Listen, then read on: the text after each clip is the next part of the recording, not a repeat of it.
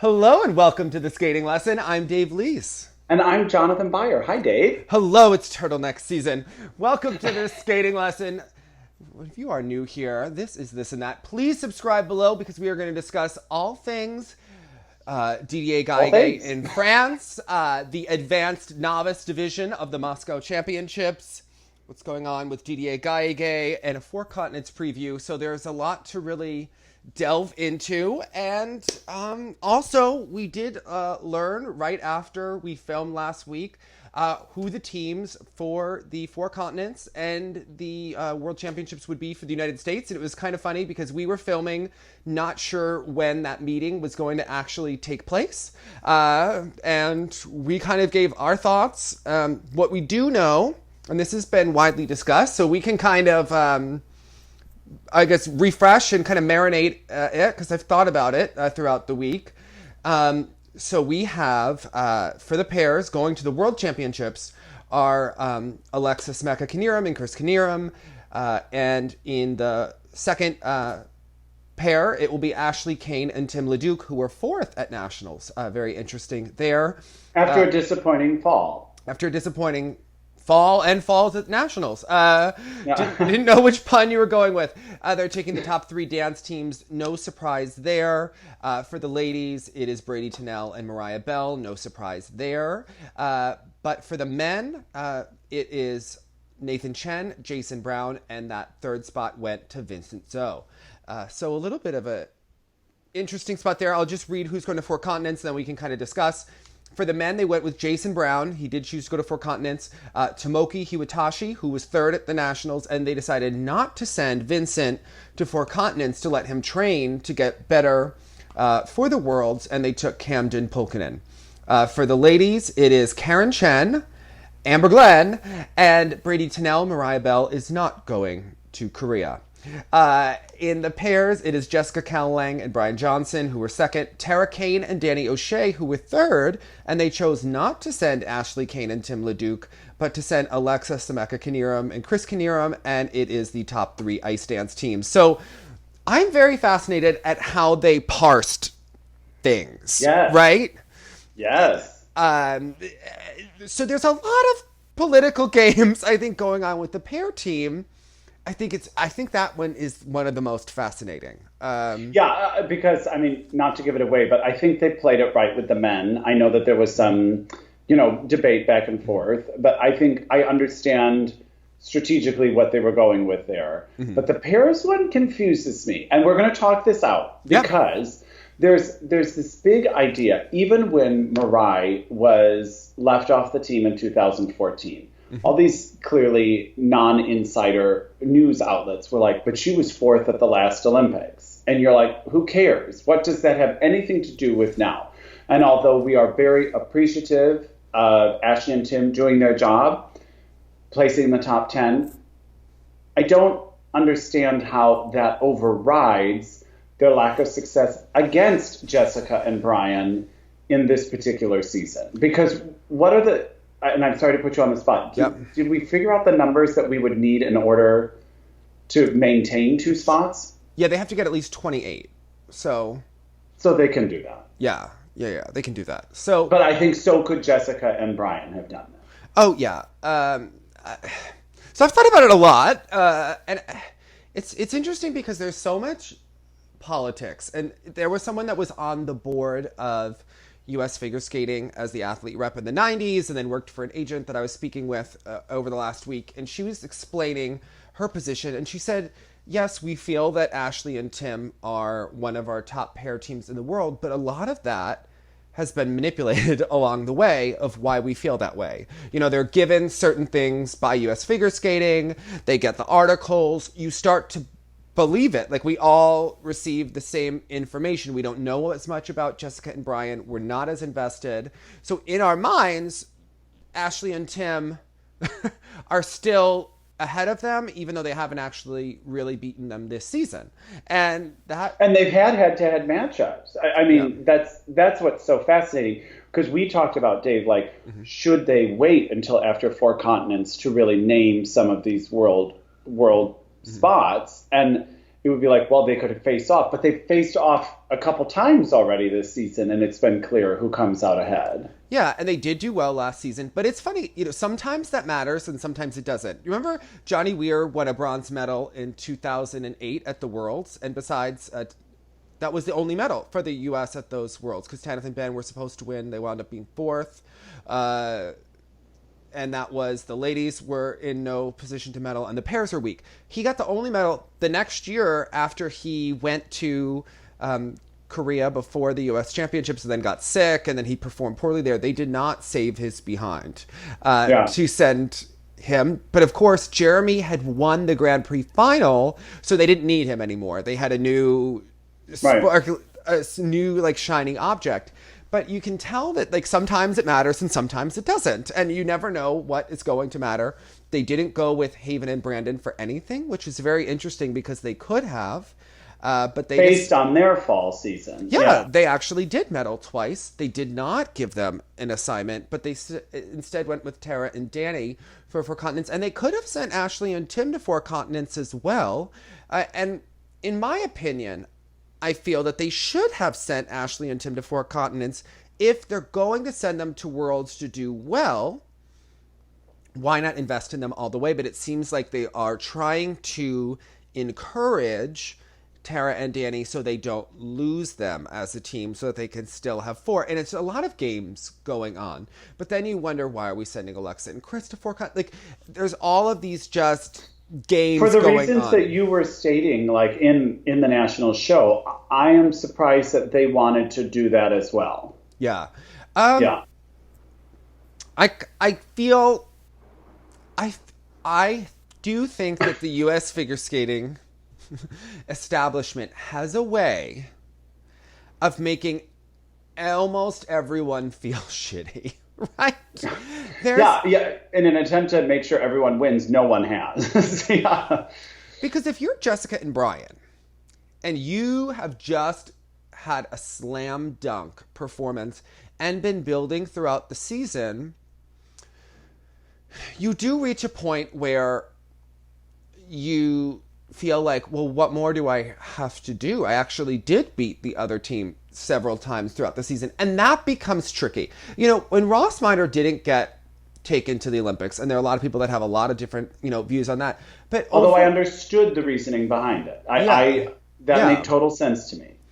Ross hadn't had the track record over a period of seasons, right? And he didn't have the fall. But looking at Jessica and Brian, and I thought, look, we want to encourage competition. We want to keep people going. I still feel like I would have sent them both to 4 continents and had them do what Canada did. And after we talked about it in the video, I think there's been a lot of chatter that I've heard from even longtime coaches that said, look, Canada's doing that. Why aren't we doing that? It seems silly to not take the full advantage of what 4 continents could do. Yeah, because they also won the long program. And that is kind of, the free skate tends to be rather important. And I know that in the past, Haven and Brandon didn't make it out of the short program at the World Championships. So you look at that and that's difficult, right? You don't want to not and make sometimes people have a fluke at nationals. Unfortunately, Marai in 2014, it was kind of the fluke moment at nationals where it all came together in spite of a difficult season. I do think she was working towards that fluke. It was just a long history. There had been a lot going into that, a lot of upheaval, and this is political and subjective, and there's a lot of people on the committee. You look at Kane and LeDuc, Peter Kane, technical specialist, has a lot of friends through judging. That's the reality of it. That's just, it is what it is. They certainly have Scott Brown, who was very politically in favor for a time. They have had Nina Mosher working with them, Elton John. Even the perception of having Elton John next to you at nationals is interesting. It is elevating in a sense. Yeah. And that is why you bring if that. they deliver. I don't know. I mean, I do associate them with Elton John. Like, I see them and I see Elton John like in the periphery in my mind, and I'm like, they're better, right? Like, right. Of course, it's like the Mia Hamada presence for Vincent or something like that. But then I think about it, and that throw Lutz has been a miss every time in competition. Not even close. And her side-by-sides have gotten a little funky. And sometimes that happens. I'm sure they'll figure it out. And that could be the reason why they're maybe not going to Four Continents, is maybe there was some sort of arrangement and they're like, okay, we've got to figure this out. So we're going to just train and sort of prepare for Worlds that way. But what I wanted to say is that I don't think Jessica and Brian's was a fluke moment. Their season was slowly building to a moment. They've been building. It's truly a well-matched partnership, height-wise, better than Kane and Leduc, that is doing, progressing forward. Not usually the most consistent jumpers, but they did do their job here. And they have been building. So I'm curious to see what happens. I hope they skate well at Four Continents. I'm sure that there will be all sorts of speculation over the next month. But I do think for Ashley and Tim, they have to be hearing what people are saying. They will have wind that people feel Jessica and Brian were wronged. I mean, when you're fourth and you get named to a two-person team, you feel... Again, after a difficult fall season. You do feel that, right? Like, you have built yourself up in your mind to be, like, protected right? But you do know how people are going to feel. So they will feel pressure to do well. And I think that they will likely pull out at least a good short at Worlds. Good, I would think that would happen, but I mean... Well, it'll be interesting to see what their strategy is to do with the time that's not going to be dedicated to Four Continents. Like, how do they really shake this? What are they going to do? Because they have to do something. Yeah, I mean, I'm sure that they're training hard. I'm sure they were training hard before Nationals, though, so I don't know why it didn't happen. So I'm curious to see what changes they make, what they go with for the World Championships. But there is a lot of pressure on them to deliver. Yeah. Tara and Danny, I think that this just holds steady for them, keeps them in the game for next season. Tara posted a video for Get Up Day of working on a quad Salchow when they were with Jim. It was, kind of interesting, an old clip to show. Yeah. But I feel like they've stayed at a certain level and they haven't surpassed it, right? And for that reason, I would have sent Ashley and Tim to Four Continents. But I would have sent them there to say, whichever one of you is ahead, adding together Nationals and Four Continents. But that's adding together the scores or the overall impression. So that's them calling. that was Alan Giuliano calling, who has feelings about the competition, and I don't understand why people always FaceTime. Like, oh dear God, like, you can't catch me off guard with that. No, like, I need a full face of makeup on. We need our hair done, right? I've got to have the phone way up here. Like, what is with these millennials? Okay, I'll tell you why. And we always film around the same time, Alan. Like, how important do you think you are? Okay, what are we going to talk about? The 11-year-olds that you couldn't know? Everyone wants a personal episode of this and that. Ridiculous. Okay. I talk about skating enough, okay? It's true. Oh my God. Now I get all these people that try to ask all these. Oh man. Anyway, we do our best. So I think that's interesting. As far as Vincent going over to Moki, I kind of feel like we understand why that happened. Again, that was the fall season. Tomoki had several opportunities, even at his at the senior Bs. Tomoki, you've got to get it together in the fall. It's every season that you have these problems in the fall. Right. Every year. Remember that one he was in the Kiss and Cry with Roheen? It was a hot mess. He's had real ups and downs, and I think he could probably do it. It's just, but I understand legitimately. Now, people will say, well, if we're not giving Ashley and Tim credit for their previous Worlds results, why would we give Vincent that credit? But the point is, Vincent has high scoring potential when he does. Vincent has a medal. And that's different than 8th or 9th or whatever they were. And I saw real dedication and work in Nationals that I feel will only continue to grow. I think it's outrageously smart and a great sign that he's not going to Four Continents, so that he can just keep working at it. I mean, I'm sure that was all discussed. And interesting that it kind of also encourages Camden. You see the games they're playing. Camden was below Torgashev at Nationals, but Torgashev is going to go to Junior Worlds for the umpteenth time. Yeah, so how did you feel about this? Because when I first saw the list, at first I thought they were just sending a real middle finger to Torgashev because I forgot he was even eligible to still compete at Junior World. Isn't it interesting that these skating years are like they're like dog years? It seems like these people start to seem very old, right? Yeah. But I just want to confirm one thing. I don't want to get anything wrong and have anything in the comments. Okay. For the World Junior Figure Skating Championships of the team that we're sending, Ilya Malinin, who didn't compete at nationals, is going to be there. He has had a back injury, or some sort of injury that he had that kept him out of the nationals. But he is chosen for Junior Worlds. I think that that's interesting. He obviously has a lot of talent, but it is March 2nd, so it's not as close as there is some time, but if I were the alternate, I would be training ready to go hard. Because Eric Schoberg is the alternate there. Didn't get chosen, which I don't know if Raphael didn't push hard enough for that or what, but Maxim Naumov got it, and Andrew Turgashev got it. So I feel a little strange about Turgashev going, but it keeps him getting the points, and I'm sure they are trying to say that we want as many men as possible to have the highest number of points possible for Grand Prix selections next season. So that will help, and it also helps us get junior Grand Prix selection spots. So if Andrew does do well at the World Junior Championships and someone else, that we can get the maximum number of spots on the Junior Grand Prix for next season. So there are kind of games within the games. Gogolev got chosen for Canada. Also expected. He had one of those injuries where he wasn't ready for nationals to be at full strength, and he was coming back, but he, would be better within a month. And, Gogolev and Joseph Fan have also, they have a likelihood to do well for Canada there. Interesting in the U.S., Lindsay Thorngren got it, the junior champion. Alyssa Liu got it.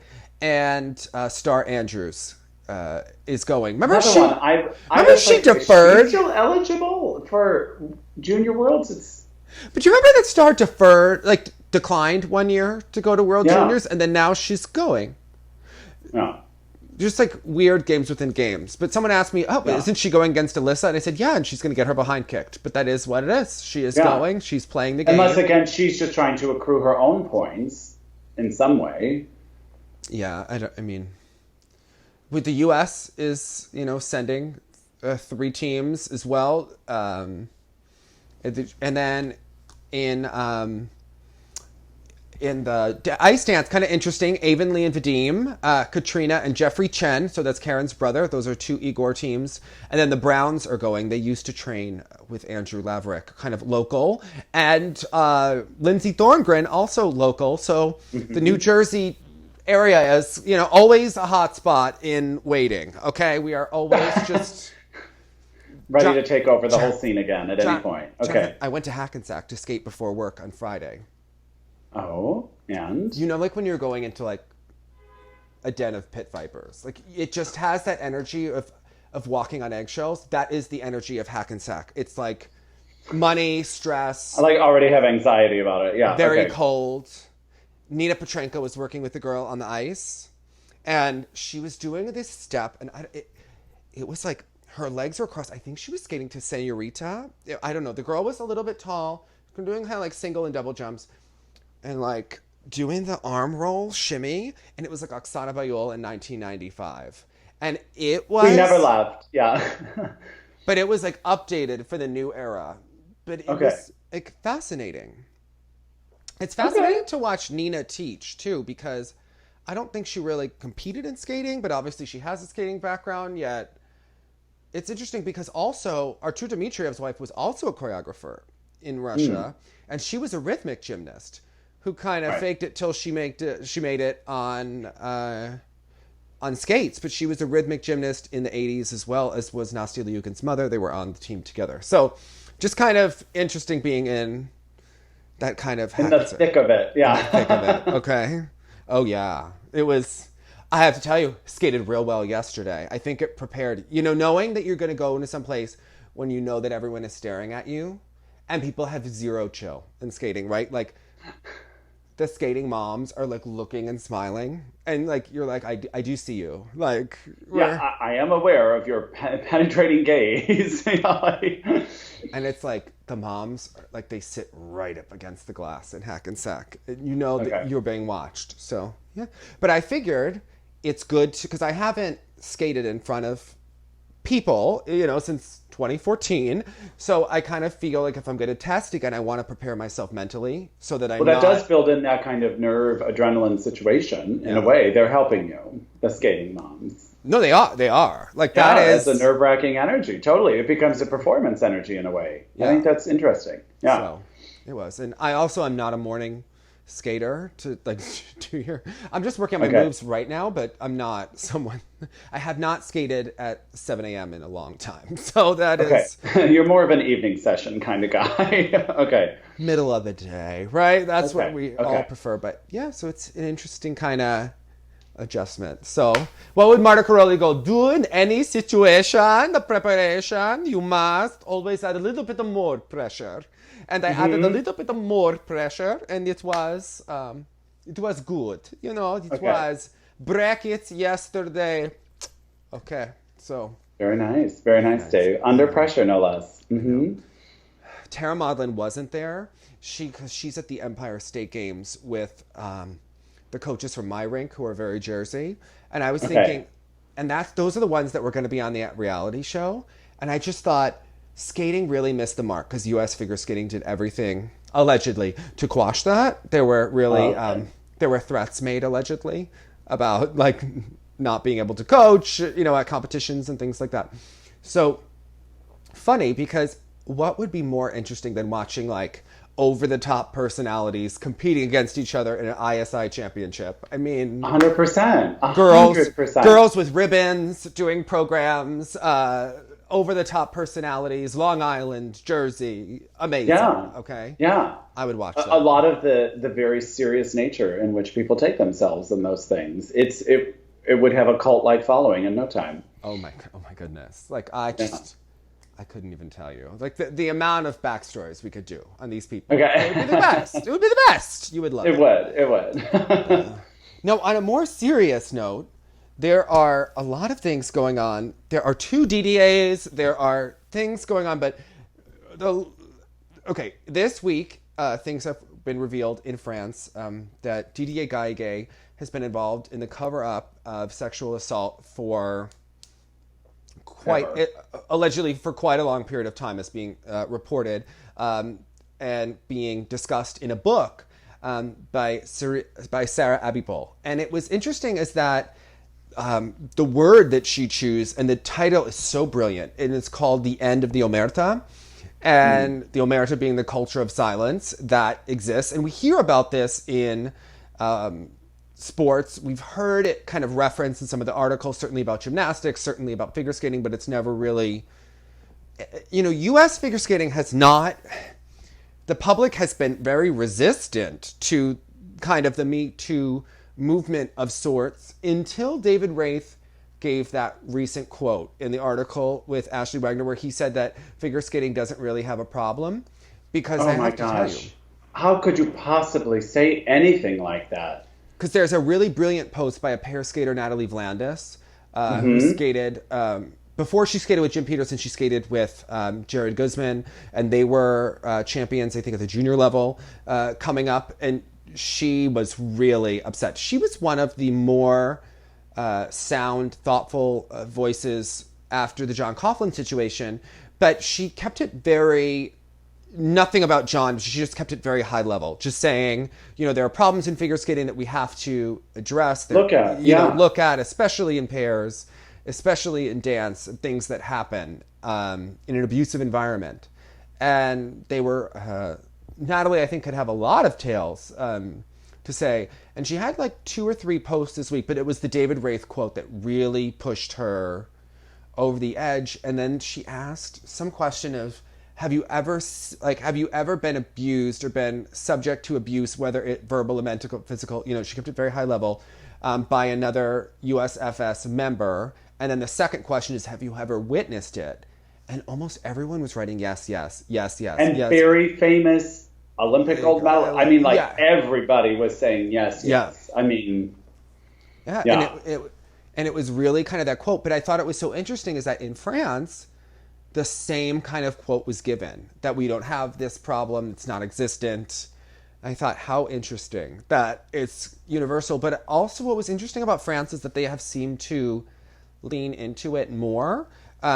There are certain skaters working behind the scenes to get the message out that is coordinated with Didier. There are a lot of people, but because that Didier is so, I think, feared within France, everyone is kind of, maybe certain people can be more public than others based on whom he can potentially... Who needs him? That's the whole point of that power. Not even need. I think it's who he can destroy, right? So, and there are certain people that have been very...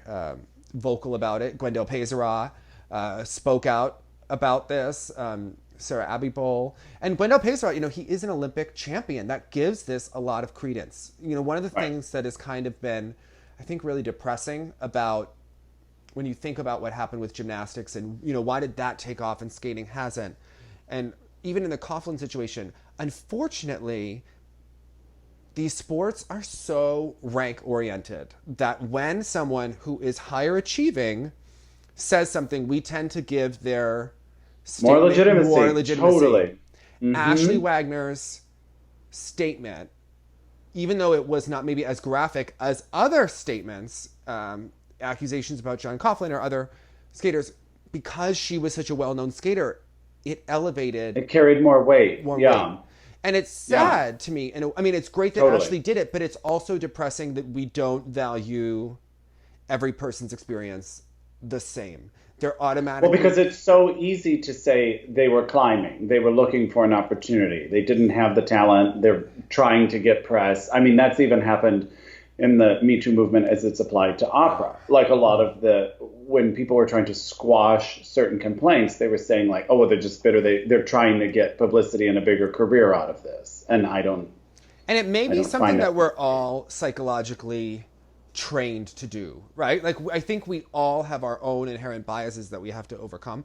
But I think it's very interesting because the fact that Larry Nassar did things to Olympic champions is considered so egregious, right? But maybe the gymnast that lived in Michigan actually saw him more. And maybe he had the opportunity to do even worse things to them because of, the access that he had. But it's interesting how people automatically give it more legitimacy. And I think it's like a very sad thing. So, and great for Gwendal to speak out. He wasn't sexually abused by one of these coaches that Didier covered up, but he did, having witnessed things. I think it's interesting is that before I interviewed Kira Korpi, she sent me a bunch of articles that just were about abuse culture. And one of the things they said is that, when there is abuse that is verbal, whether it's physical, the others follow, right? And I was thinking about Didier. Think about all the kind of toxic things he's accused of. This is someone who has allegedly been involved in many judging scandals. And everything, all across the board in different venues. It's not like he always does a thing. He just does anything. And do you remember in 2014, there was a big, kind of quiet controversy, is that Papadakis and Cizeron were considered to be the up-and-coming talent. They were considered a bright spot, but no one had really... Only like really big dance aficionados knew them because they had that new look. They were the ones that skated to that Wood Kid music that is now used by everyone else. And people forget that they had this other style before. And it was very modern. It was not the Marie France style, but it was interesting, right? And is that they were not chosen for the championships. Right. Corona and Joes were chosen. But the interesting thing there is that there was always talk that allegedly Didier had wanted them to switch coaches from Zuzui that season, and that they had resisted, and that was why they were not chosen to be sent to the Olympics then. And then, of course, Romain Hagenauer then teamed up with Marie France, and then it was like a marriage, straight to the top within a season. And I think that people look at that like, how does a team climb so fast? Well, maybe they were also being held down by certain things as well. It's interesting. Certain fans view it as an injustice that they rose that fast. But really, I think those of us that were following from day one knew the real crime was how squashed they had been. And it was an intentional from within their own federation. When your own federation isn't supporting you, that's to me, that's very interesting. And Guillaume was very brilliant in his talk, is that he spoke out in support of Seri Abitbol, but he didn't say anything about Didier, because remember, you don't know if they're really going to be able to take Didier out. They are trying, they are organized, they are doing everything possible. And the article in Le Monde that we were just reading, it said very clearly, he will never leave. He will not leave. Do everything in his power to stay. Right. And this, because, I mean, this is an old, allegedly very corrupt, skating, openly corrupt, person that people speak openly in the ugliest, harshest terms about, right? Like, I don't think there are many people that have great respect for him, right? It's certainly... The name always elicits a facial response from anyone in skating. Yeah.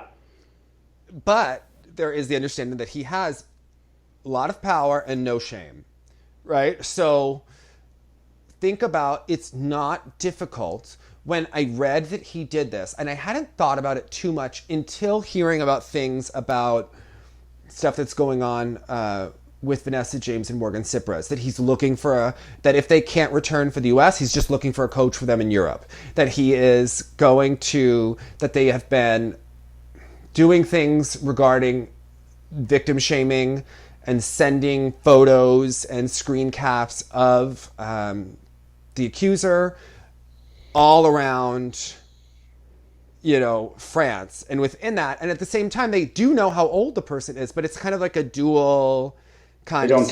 They don't care, yeah, right? And, they don't care. But it kind of all links together, right? How Didier is acting in the Morgan situation, you then see how he would act against Seri Abitbol. And there are other people that have spoken out, like Yannick Pansero. Remember Samuel Contesti switched countries because there had been things about another coach that was friends with Didier. Allegedly, skaters had spoken out or in support of people and their careers were completely destroyed. And that is always the fear in the subjective sport that we hear again and again and again. And remember the girl that I was talking about on the video the other day from Russia, who she had said, well, of course they use doping.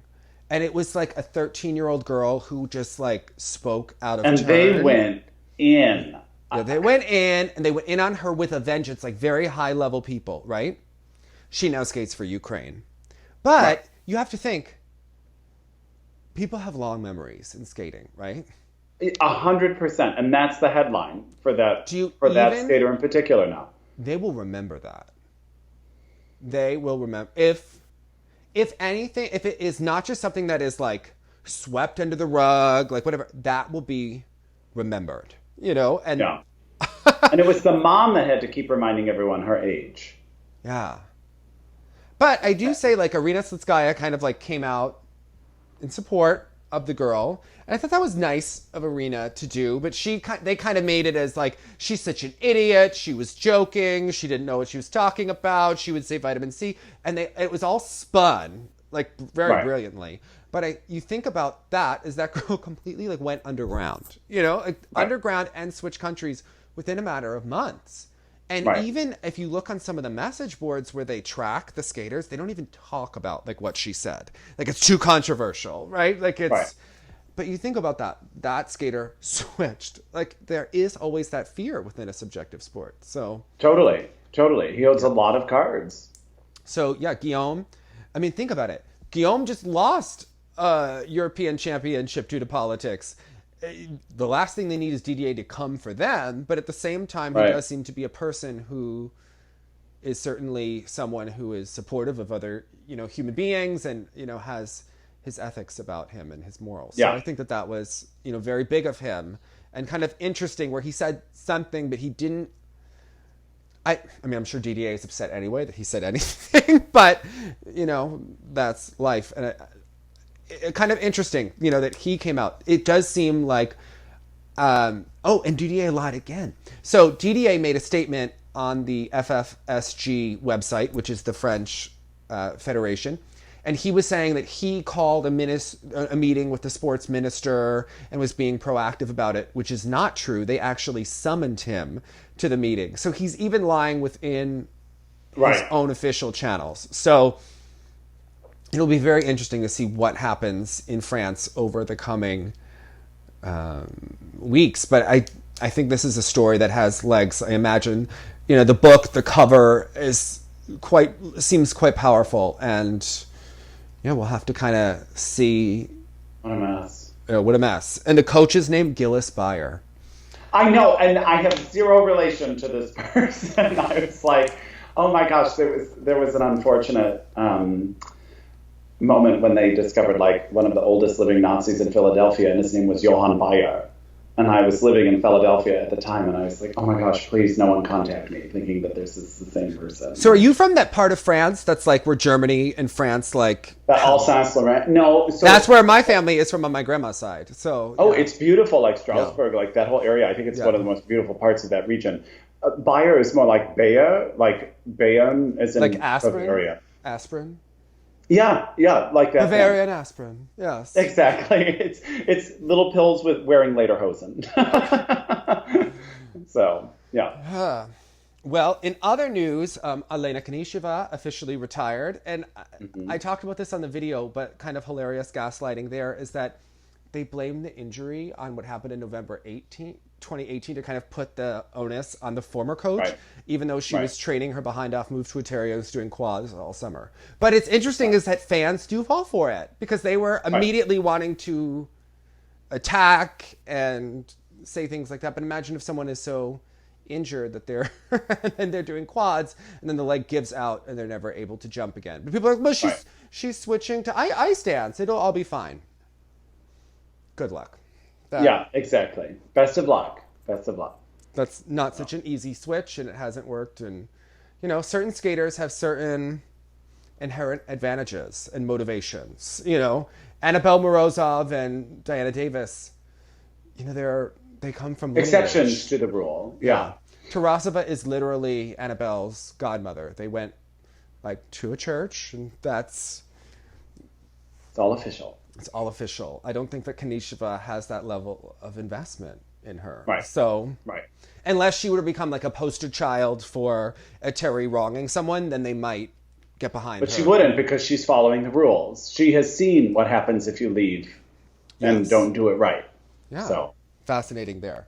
But let's talk about the young Terry championship. Okay, so Dave, what was this? I was seeing all these clips up. I mean, this is phenomenal. These novice skaters. We're watching the advanced novice. Okay, so they have two. Okay, so advanced novice. Okay, that makes me feel better already. And so because what we were watching the first time around, which was very interesting, but of course, a horrible potential foreshadowing of skating to come, is that it was literally just nothing but jumps being graded. I'm fascinated. How is that scored? Because they get scores 59, and you're like, wait, but you did 3 jumping passes. How or 4? How is that score?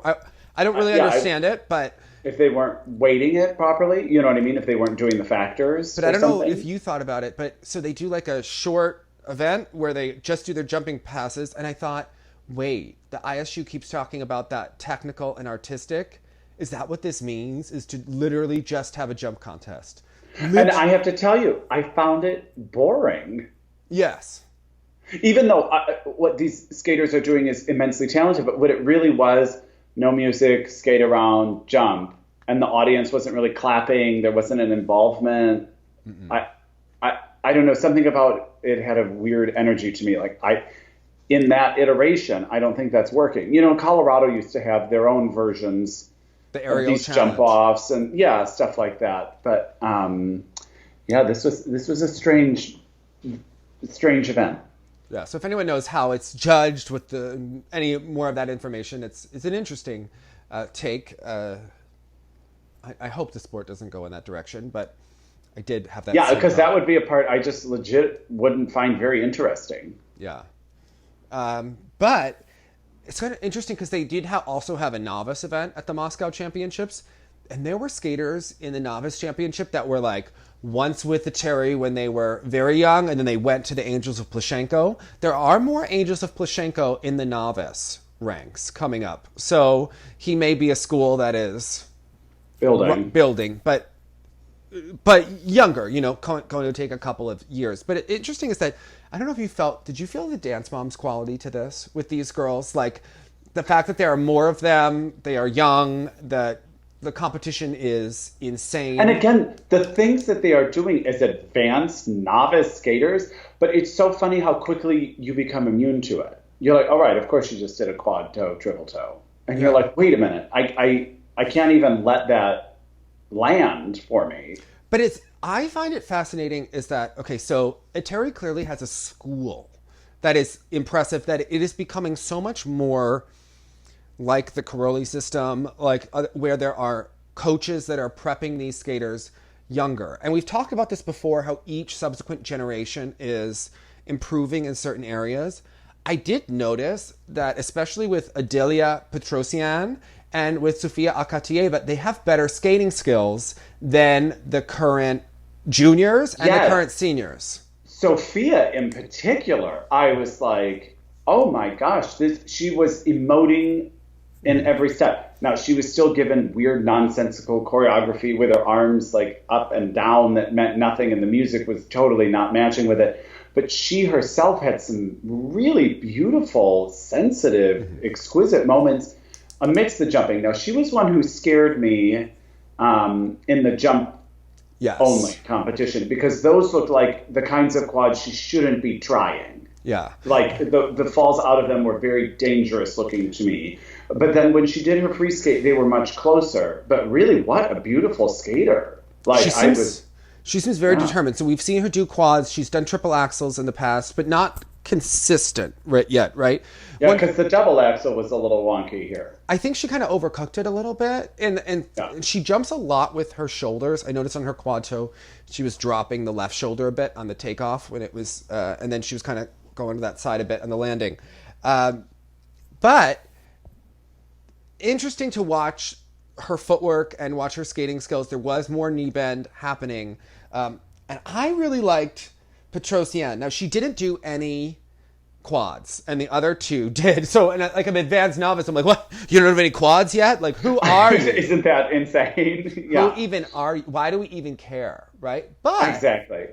I really liked the strength of her edges. I have to say, when she was doing it, she did it lots from an outside edge. But it does look like she's growing a bit and adjusting to her technique. But I remember watching Yulia and Medvedeva videos of them at this championship, because I've been in a few YouTube rabbit holes in my day. But I remember my old coach watches all of this, and she told me to check it out like years before. And I remember watching Medvedeva go through like 50 growth spurts. So, but very interesting to kind of watch the competitiveness, and you wonder, is it better to be good young? Do you want to be kind of the third ranked girl in the group who comes? Is it better, you know, like, do you want to have the quad at 11, or do you want to have the quad when it's closer to when you are time? Well, and I'm intrigued to watch someone like Sofia.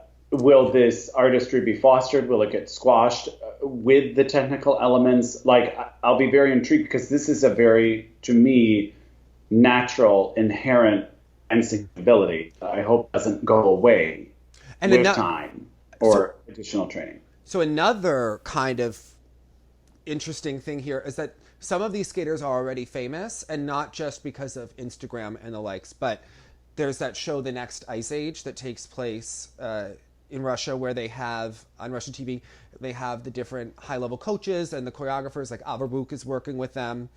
And Veronika Zhilina was in that competition recently, and she was a tougher watch for me, and I was trying to figure out why. I'll go into that, but to finish the thought here, these skaters are already known by the general public. So Arseny Fedotov, who won, was the one that skated to Mozart, and he won and did very well almost 2.5 years ago, was on that program. So these skaters are already getting such exposure, and their parents are probably brought into the high level crazy at such an earlier age. If they're already switching at like 9 years old going between a Terry and Plushenko and then leaving a Terry to go to Plushenko, like imagine the kind of competition. I mean, and there's always competition at rinks, but when people are on television and getting that kind of exposure and attention, it must be the craziest drug. Yeah. In Russia. Yeah. Like, I want to know about all of the parents, okay? I want to know. And also, but it's interesting because Atiri seems to keep them at bay. I imagine she knows what's going on with all these girls. But listen, okay. I am sure Veronika Zhilina was doing the theatrical programs on Next Ice Age, landing quad toes. I'm sure Terry knows exactly who she is. Her quads were on the official Instagram account. Like, the Terry knows. It's kind of like Marta Caroli. She knew what was going on. She didn't necessarily work with you every day, but the important stuff they know about. You know, because a lot of these girls were also talking to a gentleman at the board. That's Hot Sergey. Okay. That's Sergey Rozanov. Okay, that's the one. Okay. And he kind of is in charge of them. And then they'll move into a Terry's group from there. And the Carolis used to have this as well, where they had a coach named Rick, who then had left the gym because he had an affair with Michelle Campy's mother and had to move. But he was the one that taught them all of their skills. And then they went to Bella for polishing. And if you look here, Veronika Zhilina already has a quad toe. And I imagine they do work with Sergei Dudikov on technical elements, but then they will move to a Terry's group when it is their time. So I am sure that they are beckoned. Yeah, I'm sure there's nothing even the competition at the lower levels must be immense, and it does give these results. But then you have to think, will the skaters burn out physically or mentally based on that? What an exhausting energy to sustain. Because it does happen. Endless competitive, yeah. The Carolis did this, and they had girls that were the top one at like level 10, you know, the equivalent back then. But by the time they got to junior, maybe they got a back injury, but their work, like Kim Semesko, made it all the way up. And certain talent always rises to the top. So it'll be fascinating to watch this over the current years, but this is the future. And these names we'll be seeing way more. There was another skater who was not from Terry's group, and I don't want to mess up the name and then get yelled at. Because you could see Plushenko in the background kind of walking around, scoping out the theme. So Elizaveta Beresovskaya did a quad toe, but it was the squirreliest, lankiest quad toe, and her skating didn't have this level of intensity and finish. I mean, these girls were going for every level 4 element.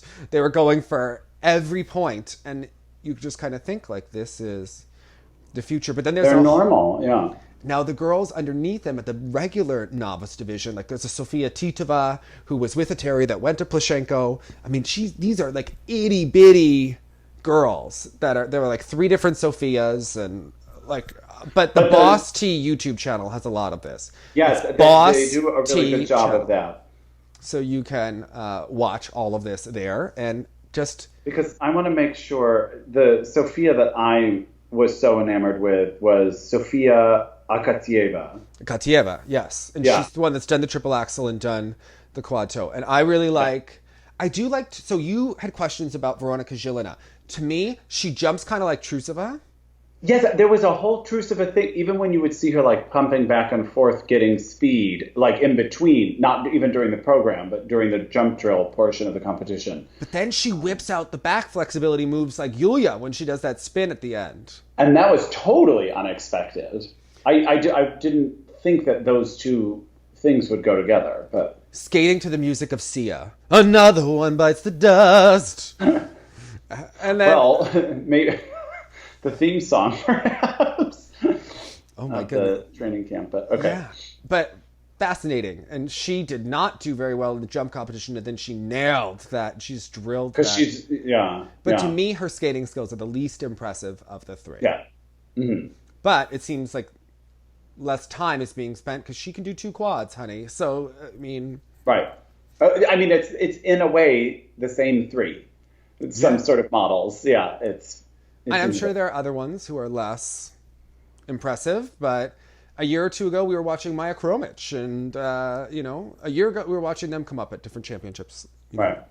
like this. So always very interesting that 2 years ago it was kind of 2-3 years ago it was Trusova and Sherbakova who are coming up at these competitions. So I'll be very fascinated to see what happens. They will compete kind of at the youth Russian championships in March. The Russian juniors are coming up, and then there's the Russian youth.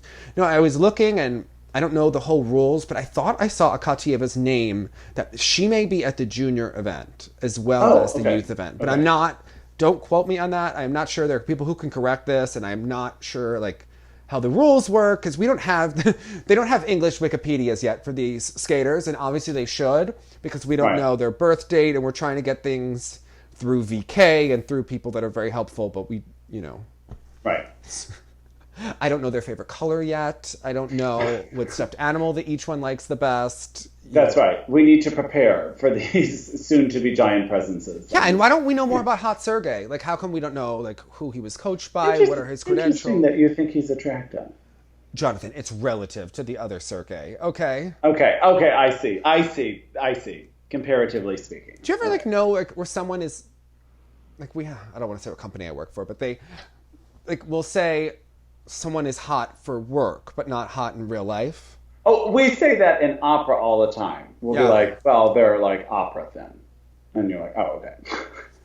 Exactly.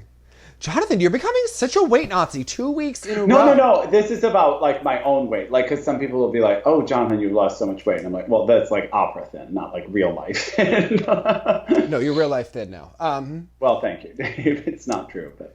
Oh, it is. How about my little son, Arseny Fedotov, who was skating to Elvis, doing... Mm-hmm. He really had the blues there. It was, like, funny to see such, like, a bluesy, soulful kind of thing come out of... Have you ever seen him skate to Mozart? I mean, he has the X factor. I remember those clips, spades, okay?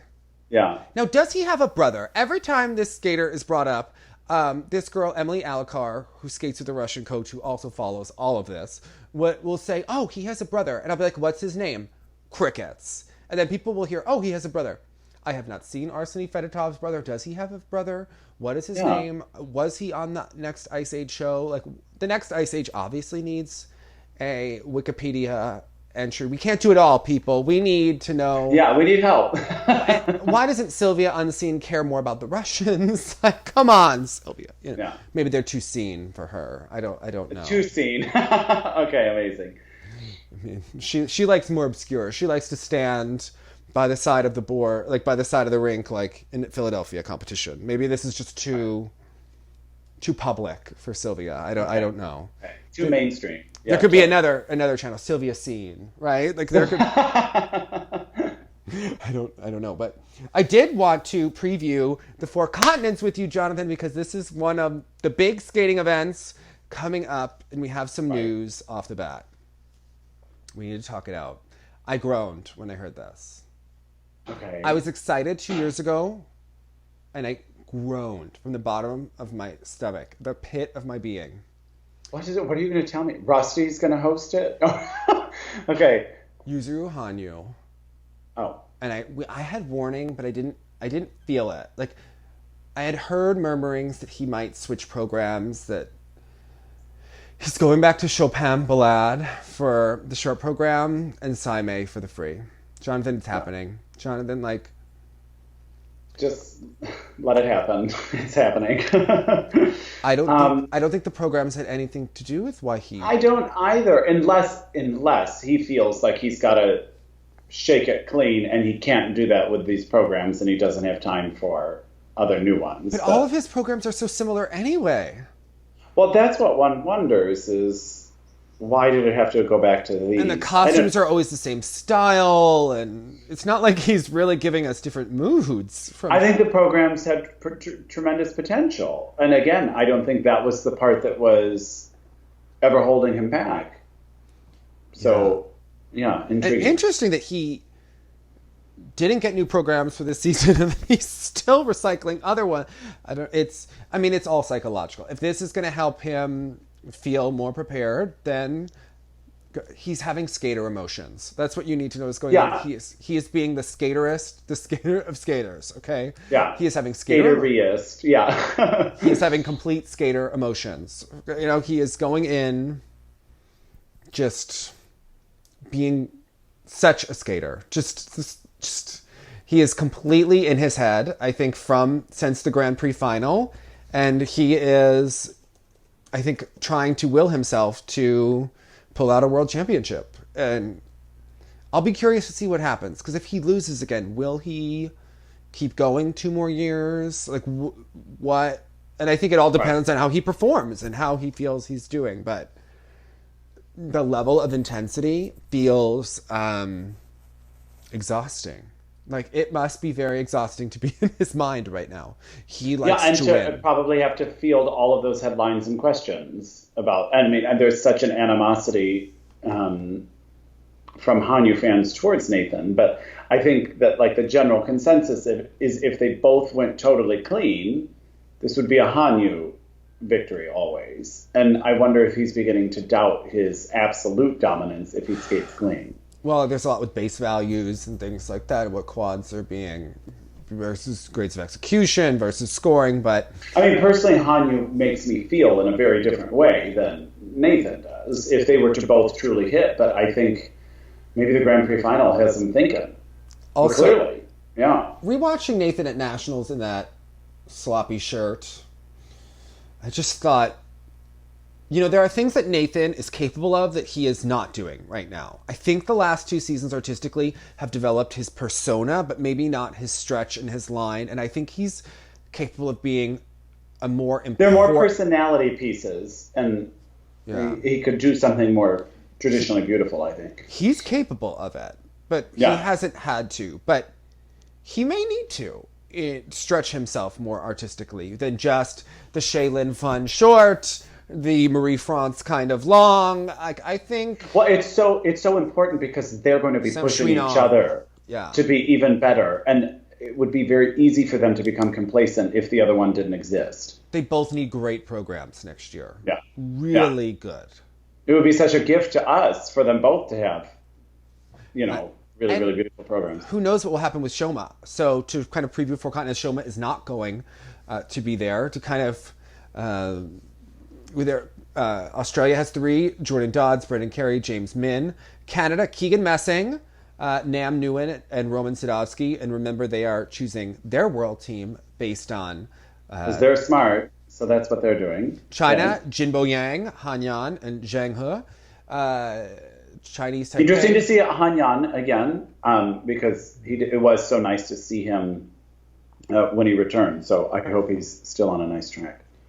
Some other highlights from Japan, Yuzuru Hanyu, Yuma Kageyama with the great skating skills, and Kazuki Tomono, who we've seen more and more quads from. He hasn't fully put it together. He has that Moulin Rouge edit that is kind of a choice, but I really love his skating.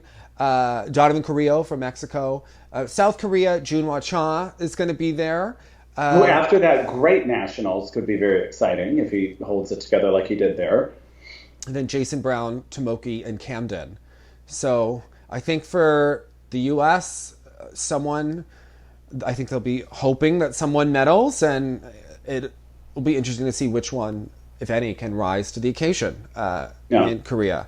I think it would be very important to set them up for the World Championships. And will Jason go for a quad toe? People claim that they saw it rotated, that he rotated about 5 while he was in Greensboro, but it would be the time. Because even the footage we were seeing from the practices, great, noble efforts, great to see him trying it, and they seemed like valiant efforts, but they were clearly under-rotated, the videos I was seeing. But it's interesting. He may be capable, but is there that determination that Hanyu has, or Nathan has, to get it done, or is it fear, blocking it? Well, and if there's a fragility there, do you want to risk that before Worlds? Well, we've been playing this same freaking game. Except now we're actually succeeding at the plan, which was always do what you do better than everyone else does. And he is at least finally starting to. He was that triple flip is like. I know, but he is really at the max capacity. Yeah. Right. Yeah. So Australia, we've got Keilani Crane, Canada has 3 skaters as well. Emily Bosbach. All trying to earn minimums, right? Yep. Alison Schumacher. Chinese Taipei, Amy Lin. Let's see. So Japan, Wakaba Higuchi. Which is going to be thrilling. I'm glad that she got that assignment. Rika Kihira, who's been working in the U.S. recently. Kaori Sakamoto. Kazakhstan, no Tursunbayeva. And again, Eteri School been very quiet about what her status is throughout the year. Is she training with them? Is she healthy? What is the future there? South Korea, Yilim Kim, Ensu Lim, and Young Yu. So the 3 heavy hitters going. That'll be a showdown, yeah. Can Ensu pull it together? Because she has had a very rough season. Mariah Bell chose not to go to Ensu Lim's home country. Smart move. Keep riding that wave from nationals. And usually ROF's A-listers don't go to 4 continents anyway. But interesting that she was like, no, I'm not doing it. Yeah, that's a hard no for me. Yeah. And you know, skating in the US, they just like to avoid controversy. So they did not want... I mean, I'm sure that would be kind of a dicey, distracting situation. Yeah, so it wouldn't be positive, yeah.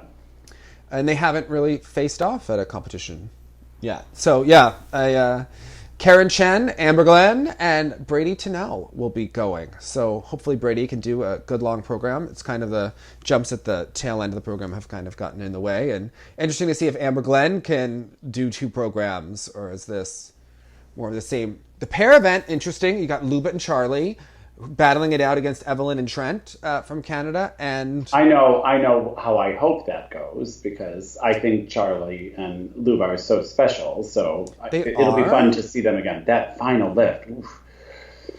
But we have seen, Luba miss technical elements for years and years and years. The same with Jason Totally. and Quateau. So Totally. Kirsten and Michael, your favorite, will be competing again. And remember last year, they almost won it, but then Sui and Han gave the performance. Well, remember last year, and I was sitting right in front of them when that lift almost went down in a very scary way at 4 continents. That was really scary.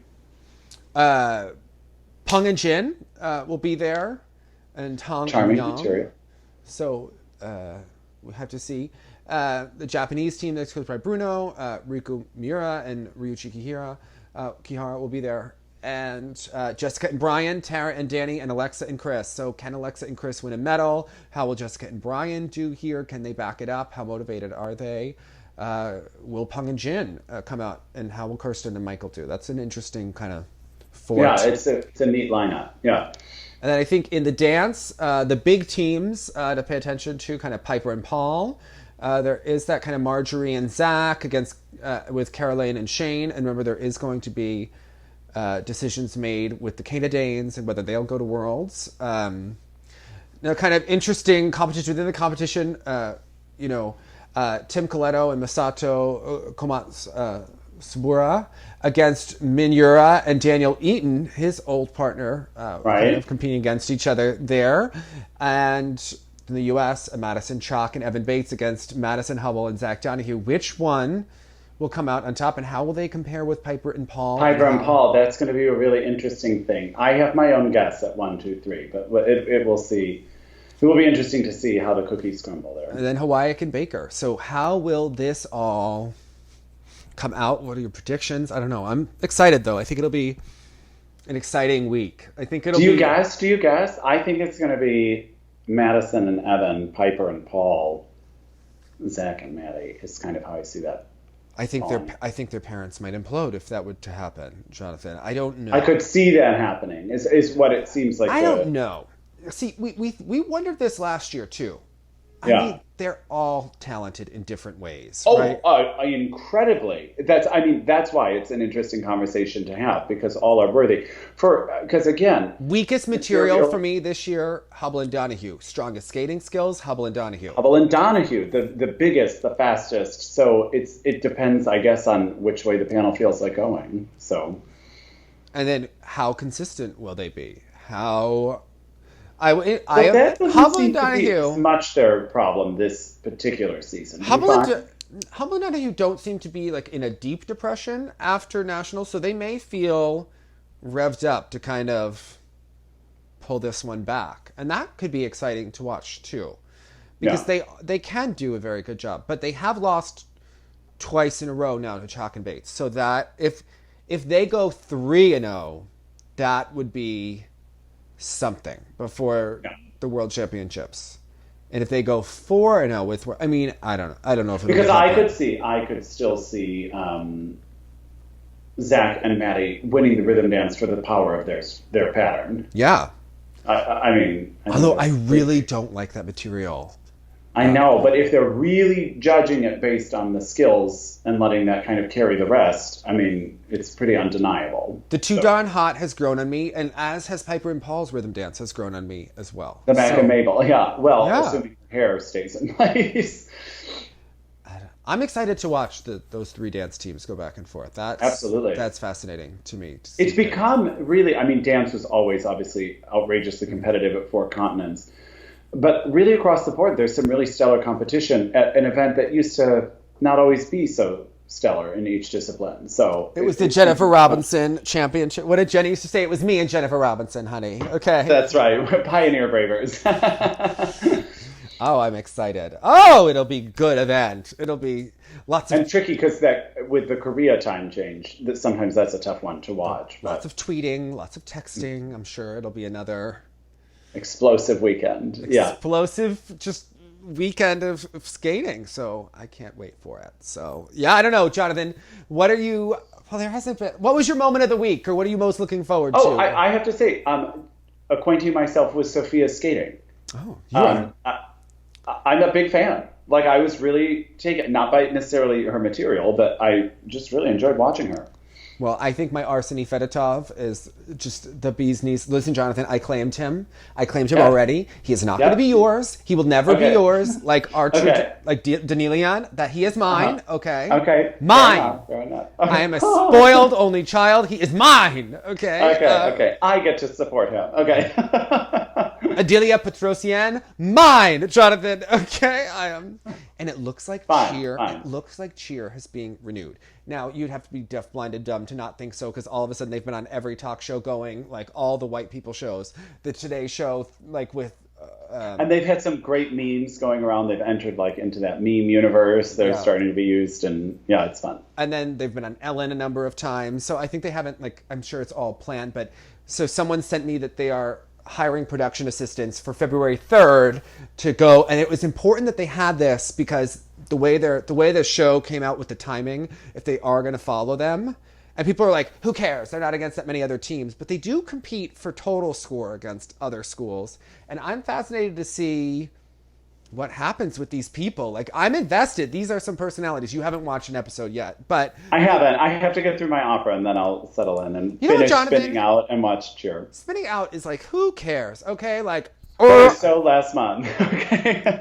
Jonathan, like, I can't even not tell you what happens on Cheer. Like, it is just, like, so fascinating, and so many tears and cheers and moments and Texas, and you have that New Jersey Transit train ride, like, get it going. I know. Are you kidding? With the amount of like French, like I am drilling words nonstop. And once that I can like eradicate all the French vocabulary from my mind, then I can really settle in with the cheers.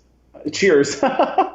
You said Cheers, right? The story about the Boston bar. Yeah, no, I'm just kidding. Can we please have Ludwig watch and give his thoughts on Americans? And yes, I'm Texans, no less. Yes, I'm sure his commentary will be colorful, enthusiastic, and has he watched skating yet? No, he's not. He said he's not really a fan of skating. What is he like? What is he? Rainbows, Care Bears. What's he into? Yeah, I mean, like fancy art, like fashion. I mean, it's fashion, like vodka. Yeah, no, he's like a sparkling. Who knows? Whatever. Yeah, what is he into for fun? What are his guilty pleasures, Jonathan? I think, I don't know. Bubble baths, reading. It's all very civilized. Is he like Cicerone? Apparently Cicerone reads some like very deep poetry. Like but you know what? He's a Cicerone type. That's a good way to put it. Yes. Things that he might enjoy, he would also enjoy. So there you go. Yeah. Well, a lot deep thinkers. Okay. Anyway. Yes, exactly. hold an edge and look sexy. Bye, guys.